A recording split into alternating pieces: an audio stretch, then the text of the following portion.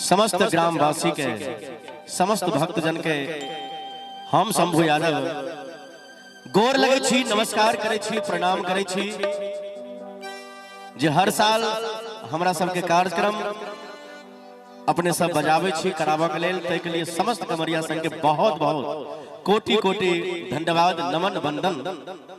आओ अखन भाई गोपाल जी बहुत सुंदर सुंदर भजन अपने सबके सुने ले, और एक से एक बेर के साजंत्री कलाकार, वादक कलाकार जे बहुत नीक लागत आए अपने सबके। आओ एक छोट छीन सबसे पहले बाबा गणेश के सुंदर सन भजन अपने सबके बीच प्रस्तुत करी।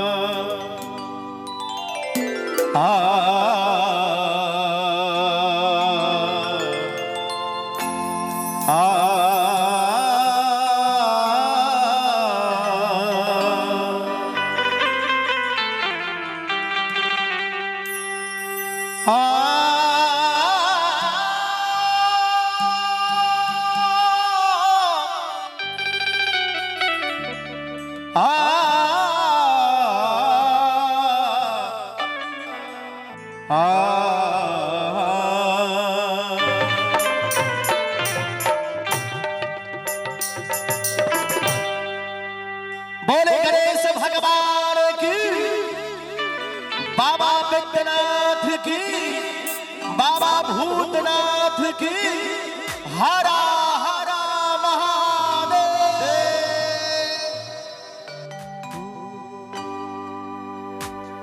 हे गौड़ी के ललमाए बाबा, सुमरनमा करी तोहार,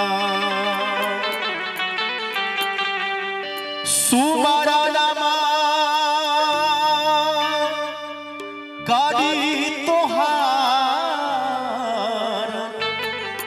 सुमरनमा करी तोहार।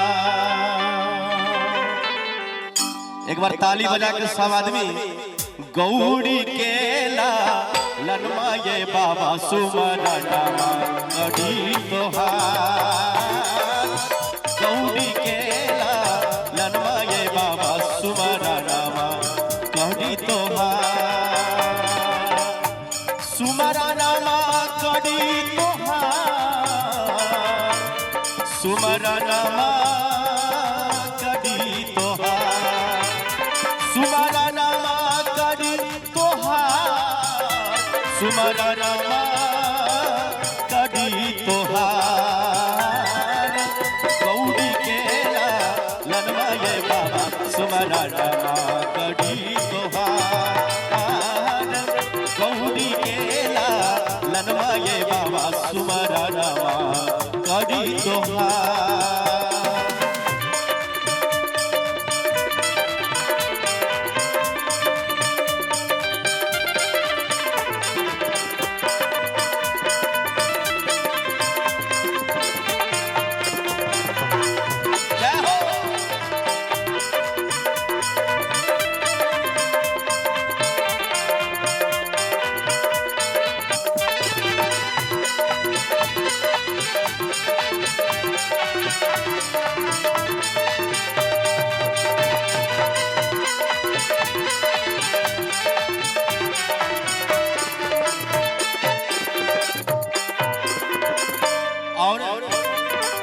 माता जगत पार्वती, पिता महादेवा, लड्डुअन के भोग लागे संत करे सेवा।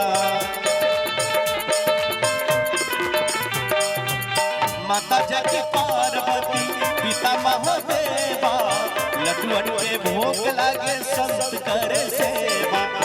रिद्धि सिद्धि के जनमा ये बाबा, रिद्धि सिद्धि के साथ जन्माए बाबा, सुमरनमा करी तोहार, गौरी केला लनवा ये बाबा सुमरना करी तोहार।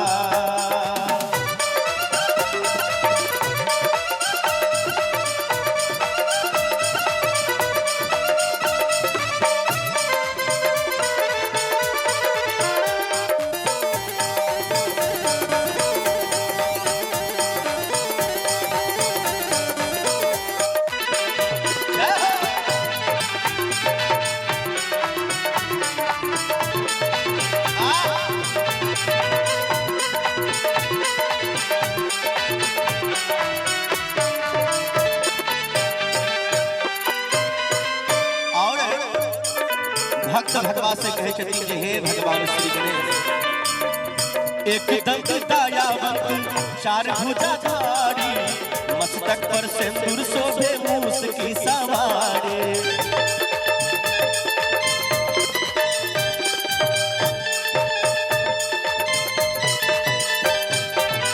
एक दंत दयावंत चार भुजाधारी, मस्तक पर सिंदूर शोभे मूस की सवारी। मूस के हनुमाये बाबा, मूस के हनुमाये बाबा सुमरना करी तोहार। गौरी केला लनवाये बाबा सुमरना करी तोहार।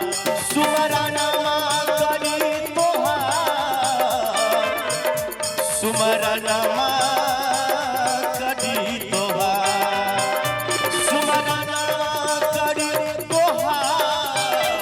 सुमरना करी तोहार। गौरी केला लनवा ये बाबा सुमरना करी तोहार। गौरी केला लनवा ये बाबा सुमरना करी तोहार। गौरी केला लनवा ये बाबा सुमरना करी तोहार।